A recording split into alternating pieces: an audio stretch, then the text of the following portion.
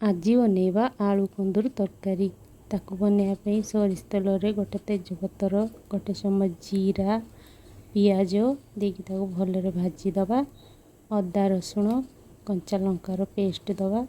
ତାକୁ ବି ଭଲ ଭାବରେ ତା ବାସ୍ନା ଗଲା ଯାକେ ଭାଜି ନେବା। କିଛି ଗୁଣ୍ଡ ମସଲା ଦେଇକି ତାକୁ ଭଲ ଭାବରେ କଷି ନେବା।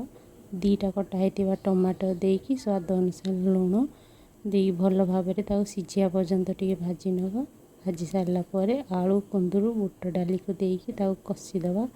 କଷି ସାରିଲା ପରେ ଆମେ ପାଣି ଦେଇକି ତାକୁ କିଛି ସମୟ ପାଇଁ 2ରୁ 3ଟା ସିଟି ଆସିବା ଯାଏ ତାକୁ ଛାଡ଼ିଦେବା।